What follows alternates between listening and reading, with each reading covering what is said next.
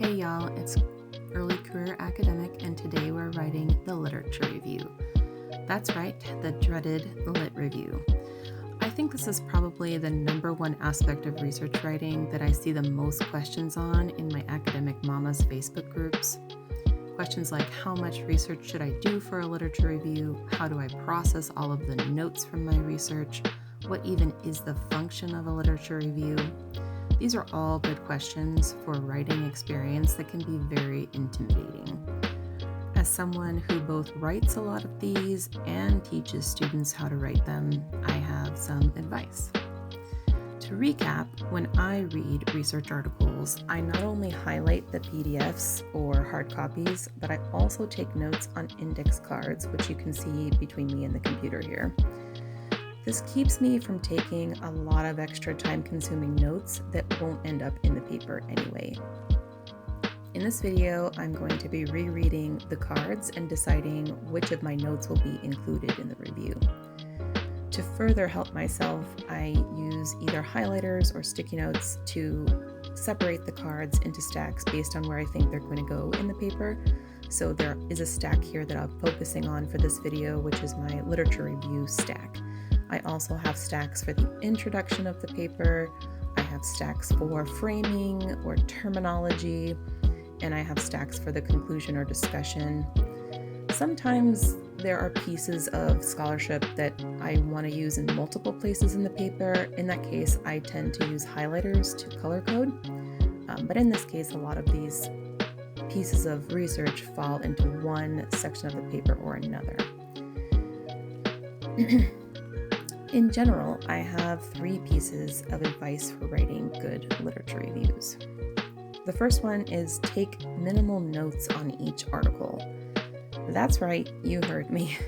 This probably flies in the face of a lot of advice you've gotten if you're in academia or in a research writing role, but that is often what trips us up the most. I can't tell you how many times my students get overwhelmed with the amount of detail that they take notes on from a scholarly article in particular, but the truth is that you'll only end up with a sentence or maybe a paragraph of information from a given article.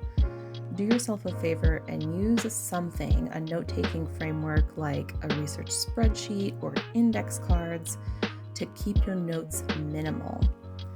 In this video, for example, I have these notes on index cards, and from those notes, for each source, I only end up using maybe half at most. In some cases, just a single line, because until you're writing the review, you don't exactly know what you'll need, but you need less than you think you do.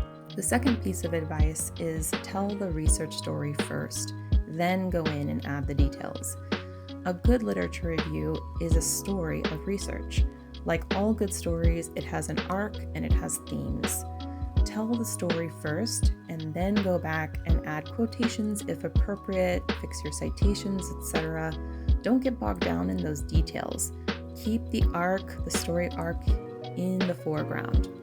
Think about what you're telling about the body of information that has been studied on the topic that you're writing on. The third piece of advice I have is to write the shitty first draft. Yep, thank you, Anne Lamott, for that framework. Just like you do with anything else you're writing, I recommend that you write a shitty first draft of the literature review and come back to it with fresh eyes. This is not the moment to be obsessing over which verb to use or the sequence of research necessarily.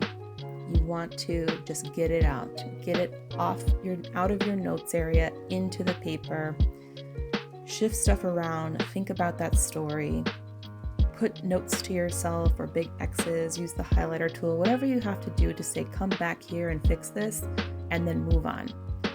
So just like with the rest of your paper, write the shitty first draft of the literature review and come back to it later with fresh eyes, a fresh brain. And that's my third major piece of advice for writing a good literature review.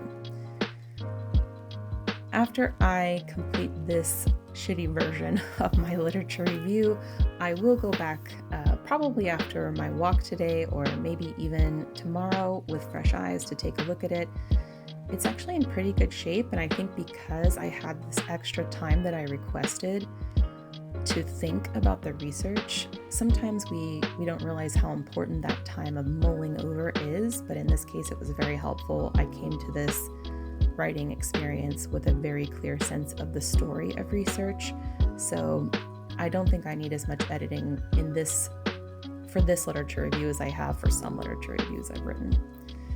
After I finish reviewing that literature review section, I'm going to tackle the introduction, which really won't take that long, and the conclusion sections, which really have to do with sort of like the recommendations that a lot of the scholars have for moving this topic forward.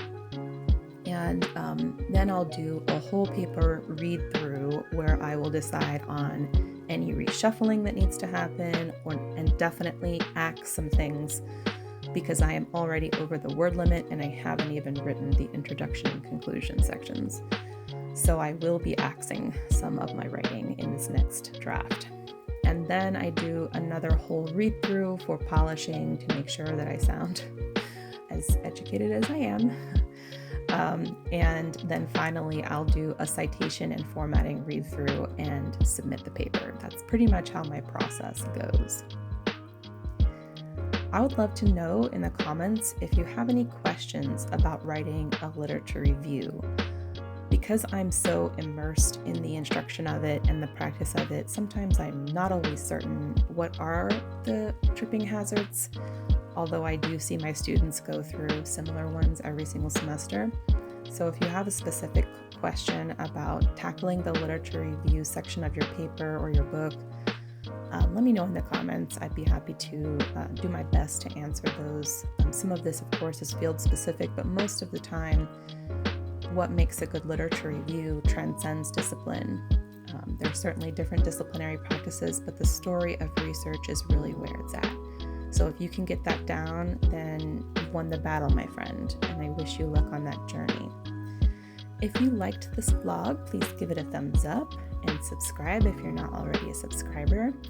And I will see you back here soon for some more planning and writing. Take good care.